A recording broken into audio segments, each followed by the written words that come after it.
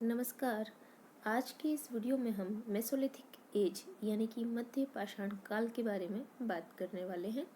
इससे पहले के लेक्चर में हमने मध्य पाषाण काल के समय जो जलवायविक परिवर्तन हुए उनके बारे में बात की और उसके फलस्वरूप औजार बनाने की तकनीकों में जो परिवर्तन हुए, औजार बनाने के तरीकों में जो परिवर्तन हुए उनके बारे में बात की थी।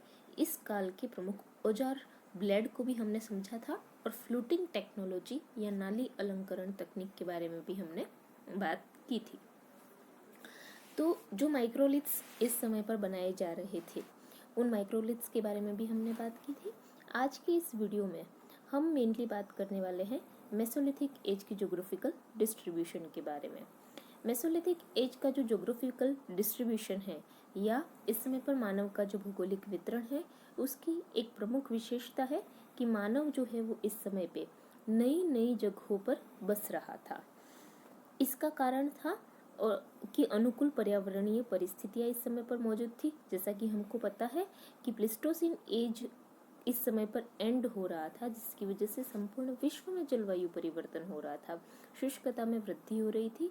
तो ऐसी अनुकूल पर्यावरणीय परिस्थितियों के कारण जनसंख्या में वृद्धि हुई और उसके साथ ही तकनीकी प्रगति भी हुई, जिसकी वजह से मानव जो है वो नई नई जगहों पर जाकर के बसने लगा। इस जलवायु परिवर्तन से यहाँ तक कि पशु पक्षी और पेड़ पौधों की किस्मों में भी परिवर्तन आया, जिस वजह से औजार बनाने की तकनीक में भी हमें परिवर्तन देखने को मिलता है। अगर हम इसके ज्योग्राफिकल डिस्ट्रीब्यूशन के बारे में बात करते हैं तो सबसे पहले हम बात करते हैं उत्तर प्रदेश के बारे में। उत्तर प्रदेश में जो सबसे महत्वपूर्ण स्थल है वो है सराय नाहर राय। सराय नाहर राय उत्तर प्रदेश में बेलन नदी घाटी में स्थित है। इस समय यह प्रतापगढ़ जिले में स्थित एक स्थान है। सराय नाहर राय जो है वो एक गोखुर झील के किनारे स्थित है। गोखुर झील या ऑक्सबो लेक जिसे हम इंग्लिश में कहते हैं, अगर आपने ज्योग्राफी में, फिजिकल ज्योग्राफी में इसे पढ़ा होगा तो आपको पता होगा कि गोखुर झील क्या होती है। गोखुर झील एक नदी के द्वारा बनाई जाती है। जब नदी जो है वो अपने नॉर्मल मार्ग से चल रही है, लेकिन किसी वजह से ये अपना मार्ग अगर परिवर्तित कर देती है तो परिवर्तित करने के कारण ये जो एरिया है, इस एरिया में एक झील का निर्माण होता है जिसे गोखुर झील कहा जाता है। अब वो क्या करती है, नदी जो है उसने अपना मार्ग परिवर्तित कर लिया, लेकिन कुछ समय बाद वो अपने पूर्ववर्ती मार्ग पर आ जाती है। तो यहाँ ये जो एरिया बन रहा है, यहाँ पे ये गाय के खुर की भांति दिखाई दे रहा है, इसलिए इसे गोखुर झील कहा जाता है।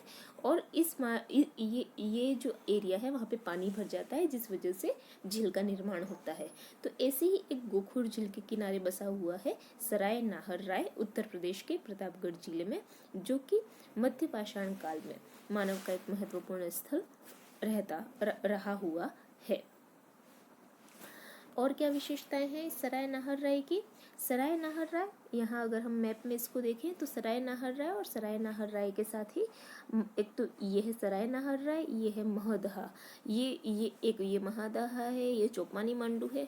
ये बहुत ही इम्पोर्टेंट प्लेसेस है उत्तर प्रदेश में मध्य पाषाणकालीन मानव के निवास के लिहाज से। तो ये भारत के सबसे पुराने ज्ञात मध्य पाषाणकालीन स्थल है। इनकी विशेषता इस वजह से भी है, भारत में दूसरी जगहों पर भी मध्य पाषाणकालीन मानव ने निवास किया है, लेकिन ये ऐसे स्थल हैं जहाँ पे लगातार मध्य पाषाण काल में मानव का निवास जो है वो बरकरार रहा है। इसलिए यहाँ से प्राप्त जो एविडेंसेस हैं वो बहुत ही महत्वपूर्ण है हमारे लिए। यह पहला ऐसा स्थल भी है जहाँ से स्तंभ गर्त पाए गए हैं। स्तंभ गर्त से मतलब है जो फर्श है उसमें कुछ गड्ढे बनाए गए हैं और उन गड्ढों का प्रयोग किया गया है खंभों को या स्तंभ को गाड़ने के लिए। वो खंभे इसलिए गाड़े जाते थे ताकि उन पर छत बनाई जा सके। तो स्तंभ गर्त के साक्ष्य भी सबसे पहले हमें सराय नाहर राय से ही प्राप्त हुए हैं। इसका उत्खनन जी.आर. शर्मा नामक पुरातत्ववेत्ता द्वारा किया गया था। यहाँ से बहुत सारे मृतक कंकाल भी प्राप्त हुए हैं, जिनसे हम तत्कालीन जो मृतक संस्कार विधि है उस पर प्रकाश पड़ता है।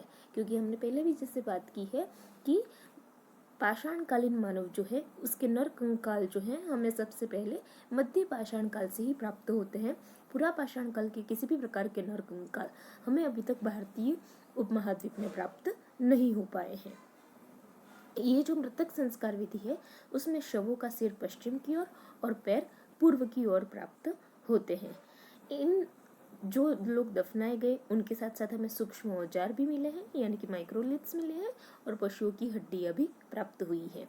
तो इस तरीके की जो गतिविधियां हैं वो कहीं न कहीं इस समय पर मध्य पाषाण कालीन मानव के मृत्यु के उपरांत जीवन में विश्वास को प्रकट करती है, क्योंकि पशुओं की हड्डियां अगर हमें प्राप्त हो रही हैं दफनाए गए लोगों के साथ, या सूक्ष्म औजार प्राप्त हो रहे हैं, तो जरूर मृत्यु के बाद जीवन की परिकल्पना इस समय मानव द्वारा की गई होगी। यहाँ से हमें मानवीय आक्रमण का या युद्ध का भी एक बहुत ही महत्वपूर्ण साक्ष्य प्राप्त हुआ है, क्योंकि एक नर कंकाल में सिर की हड्डी में एक सूक्ष्म पाषाण जड़ा हुआ मिला है। अब ये सूक्ष्म पाषाण जैसे ट्रायंगल हमने देखा था माइक्रोलिथ में, तो ट्रायंगल अगर किसी को फेंक करके उससे चोट पहुंचाने की कोशिश की गई होगी या ऐसा कोई प्रयास किया होगा, तो ये किसी न किसी प्रकार के मानवीय आक्रमण या युद्ध की ओर हमें इंगित करता हुआ दिखता है। सराय नाहर राय के बाद यहाँ से हमें पाषाण निर्मित उपकरण तो प्राप्त हुए ही हैं, और उसके साथ साथ हड्डियों यानी कि अस्थि निर्मित उपकरण भी हमें प्राप्त हुए हैं। सराय नाहर राय के बाद अब हम बात कर रहे हैं महदहा के बारे में।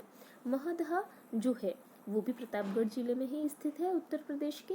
यहाँ से भी हमें सराय नाहर राय की तरह स्तंभ गर्त के साक्ष्य प्राप्त हुए हैं।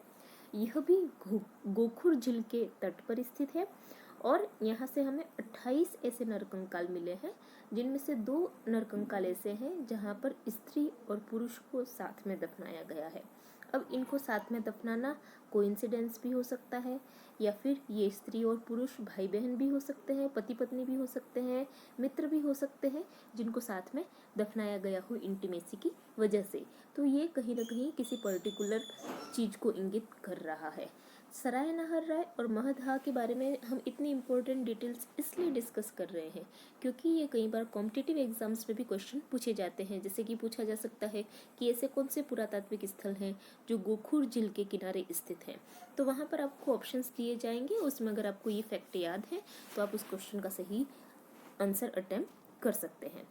महदहा और सराय नाहर राय के बाद अब हम उत्तर प्रदेश में बात करने वाले हैं दमदमा नाम के एक और स्थल के बारे में। दमदमा जो सराय नाहर राय के ठीक ऊपर स्थित है, और यह महदहा से मात्र 5 किलोमीटर की दूरी पर स्थित है। यहाँ से हमें 41 मानव शवाधान प्राप्त हुए हैं। इसके अतिरिक्त यहाँ से हमें खाना बनाने के लिए चूल्हे भी प्राप्त हुए हैं। दमदमा के बाद एक और इम्पोर्टेंट स्थल बेलन नदी की घाटी में ही जो स्थित है वो है आपके चौपानी मांडू। ये आप यहाँ पे इसको देख पा रहे हैं। चौपानी मांडू जो है, चौपानी मांडू इलाहाबाद जिले में स्थित है, बेलन नदी घाटी में ही है, और इसके बारे में हमने पिछले वीडियो में भी बात की थी, क्योंकि हम यहाँ से उत्तर पुरा पाषाण काल से लेकर नव पाषाण काल तक के साक्ष्य प्राप्त हुए हैं, जिसका सीधा सीधा मतलब है कि आखेट यानी कि शिकार और संग्रहण की पद्धति से कृषि की ओर संक्रमण इस स्थल पर हमें होता हुआ दिखता है, क्योंकि नव पाषाण काल तक पहुँचते पहुँचते कृषि होना शुरू हो जाती है। यहाँ से हमें मृद भांड भी प्राप्त हुए हैं, लेकिन इस समय जो मृद भांड प्राप्त हुए हैं वो कुम्हार के चाक पर बने हुए मिट्टी के पॉलिश्ड बर्तन नहीं है, बल्कि हाथ से बनाए गए अनगढ़ किस्म के मिट्टी के बर्तन जो है वो हमें चौपानी मांडू से मिल रहे हैं। इसके अतिरिक्त यहाँ पे घास फूस से निर्मित झोपड़ियों के भी प्रमाण मिले हैं। ऐसा अनुमान इसलिए लगाया गया है क्योंकि यहाँ पर ऐसी पकी हुई मिट्टी मिली है जिस पर बांस की निशान है। उसके आधार पर यहाँ पर घास फूस से निर्मित झोपड़ियों का अंदाजा लगाया गया है। उत्तर प्रदेश में इनके अलावा जो अन्य क्षेत्र हैं उनमें मिर्जापुर जिले में स्थित मुरहना पहाड़, बघई खुर, लेखकिया, ये सब आपके मैप में दर्शाए गए हैं, जैसे कि ये यहाँ पे लेखकिया जो है वो यहाँ पे स्थित है। तो ये सब आसपास के स्थल हैं जहाँ से हमें सूक्ष्म औजारों की प्राप्ति हो रही है और उसके साथ साथ शवाधान की भी प्राप्ति हो रही है। उसके बाद अब हम उत्तर प्रदेश के बाद बात कर रहे हैं पश्चिमी बंगाल के बारे में। पश्चिमी बंगाल में बर्दवान जिले में दामोदर नदी के किनारे आवास और फैक्ट्री स्थल दोनों ही प्राप्त हुए हैं। जैसा कि हमने पहले भी समझा है, आवास स्थल यानी कि पुरापाषाणकालीन मानव का निवास स्थल, और फैक्ट्री स्थल जहाँ पर मुख्यतया औजारों के एविडेंसेस मिले हैं जिनके आधार पर अनुमान लगाया गया है कि उस स्थल का प्रयोग मुख्यतया फैक्ट्री स्थल के तौर पर किया गया होगा। अब हम बात करते हैं राजस्थान के बारे में। राजस्थान में मध्य पाषाण काल में जो सबसे महत्वपूर्ण स्थल है उस स्थल का नाम है बागोर। तो बागोर को आइए हम समझते हैं बागोर के बारे में। बागोर जो है वो यहाँ से हमें पालतू पशुओं के साक्ष्य प्राप्त हुए हैं। ये भीलवाड़ा में कोठारी नदी के तट पर स्थित एक स्थान है। यहाँ पर V.N. मिश्र नामक पुरातत्ववेत्ता द्वारा उत्खनन करवाया गया था। यहाँ पे 3 सांस्कृतिक अवस्थाएं प्राप्त हुई हैं। जो सबसे पहली है वो है मध्य पाषाण काल की, जिसे पीरियड 1 नाम दिया गया है, और इसका समय है 5000 ईसा पूर्व से लेकर 2800 ईसा पूर्व तक। दूसरा जो पीरियड सेकंड है वहाँ से हमें ताम्र पाषाण काल यानी कि नव पाषाण काल के बाद आएगा ताम्र पाषाण काल। तो ताम्र पाषाण काल या कैल्कोलिथिक एज के प्रमाण मिले हैं, और उसका टाइम पीरियड है 2800 ईसा पूर्व से 600 ईसा पूर्व तक। तीसरा जो पीरियड है पीरियड थर्ड, उससे हमें लोहे के प्रमाण प्राप्त होते हैं, और उसका टाइमिंग है 600 से 200 ईसा पूर्व के बीच में। यहाँ से हमें जंगली और पालतू दोनों ही प्रकार के पशुओं की अस्थियां प्राप्त हुई हैं। मतलब डोमेस्टिकेशंस जो है एनिमल का वो इस समय तक होना शुरू हो गया था। इसके अतिरिक्त हमें यहाँ पर जो फर्श प्राप्त हो रहा है वो पत्थरों से निर्मित फर्श प्राप्त हो रहा है। यहाँ से मृत भांडों के छोटे छोटे टुकड़े मिले हैं, लेकिन उनके बारे में निश्चित नहीं है कि वो मध्य पाषाण काल के हैं या नहीं है, लेकिन एक पॉसिबिलिटी है कि वो मेसोलिथिक एज को बिलोंग करते हों। बागोर के बाद राजस्थान में जो अन्य क्षेत्र हैं उनमें आपके पंचपदरा नदी घाटी, सोजत क्षेत्र जो कि पाली में स्थित है, ये सब आते हैं। इसके अतिरिक्त तिलवाड़ा है जो कि बाड़मेर जिले में स्थित है। तिलवाड़ा जो है उसके 2 चरण हैं। पहले चरण में तो सूक्ष्म औजार प्राप्त हुए हैं जो कि मध्य पाषाण युग को सिंबलाइज कर रहा है, और दूसरा चरण जो है उस पर चाक पर बने हुए मिट्टी के बर्तन मिले हैं और उसके साथ लोहे के टुकड़े मिले हैं, लेकिन ये सूक्ष्म औजारों के साथ पाए गए हैं।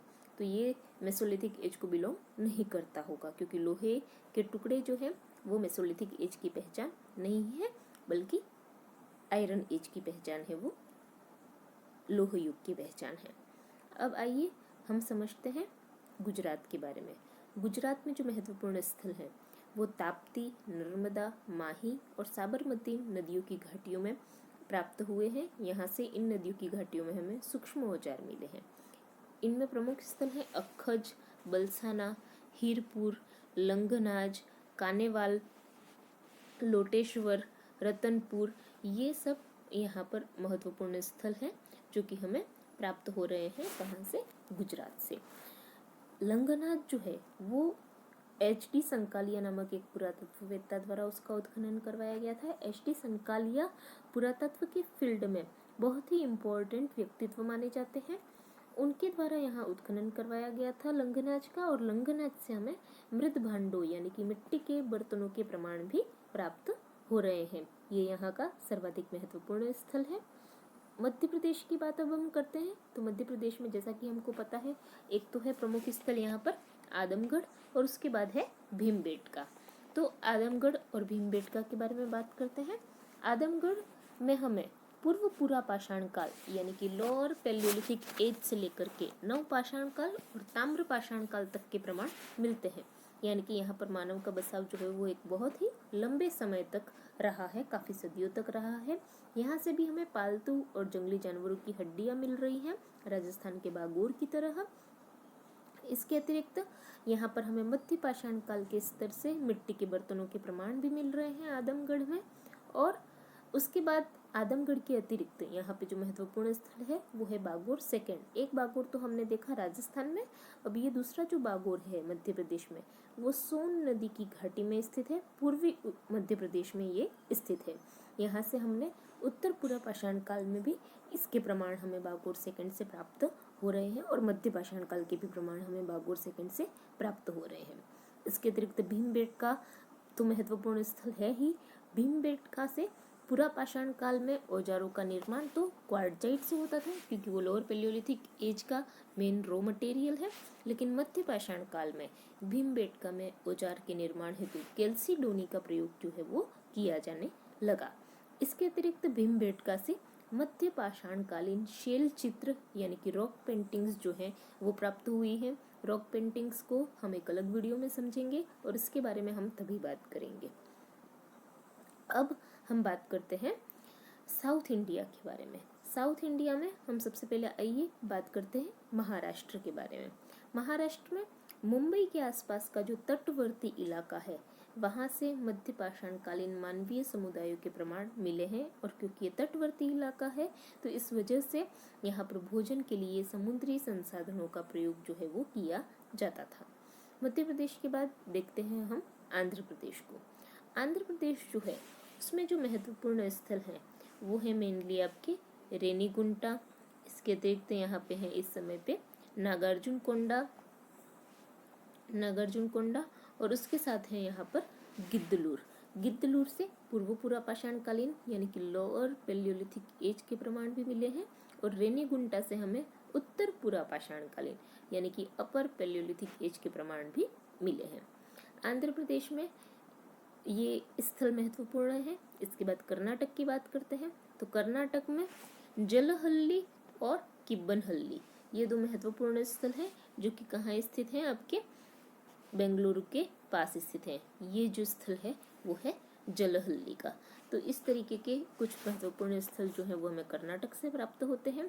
यहाँ की विशेषता है कि यहाँ से रोमन लिपि के डी अक्षर यानी कि आपका जो डी अल्फाबेट होता है इंग्लिश का, उसके आकार के तीर के फलक यहाँ से प्राप्त हुए हैं। ये यहाँ की खासियत है। इसके अतिरिक्त तमिलनाडु के बारे में बात करते हैं तो तमिलनाडु में चेन्नई के पास टेरी समूह के नाम से एक मध्य पाषाण कालीन समुदाय के हमें जो है वो प्रमाण मिल रहे हैं। ये यहाँ पे आप देख पा रहे हैं, ये टेरी साइट्स हैं जो कि तमिलनाडु में स्थित है, और ये कहाँ स्थित है, चेन्नई के पास स्थित है। और इसकी भी खास बात ये है कि इसके द्वारा, क्योंकि ये समुद्र के किनारे स्थित समुदाय है तो ये एक तरीके का मछुआरा समुदाय है। इनके द्वारा समुद्री संसाधनों का प्रयोग यानी कि मछली वगैरह का प्रयोग जो है वो भोजन के लिए किया जाता था। तो ये हमने देखा आज के इस वीडियो में संपूर्ण भारतीय उपमहाद्वीप में, चाहे वो नॉर्थ इंडिया की बात हो चाहे वो साउथ इंडिया की बात हो, मध्य पाषाण कालीन मानव का बसाव कहाँ कहाँ था उसके बारे में हमने बात की है। अगर आपको एग्जाम में क्वेश्चन पूछा जाता है तो आपको मोटे मोटे तौर पर इन कुछ स्थलों के नाम प्राप्त होने चाहिए, और इन्हें अगर आप मैप में दर्शा देते हैं तो ये आपके आंसर को और ज़्यादा पॉलिश कर देगा, उसे रिफाइन कर देगा। आज की वीडियो में इतना ही। धन्यवाद।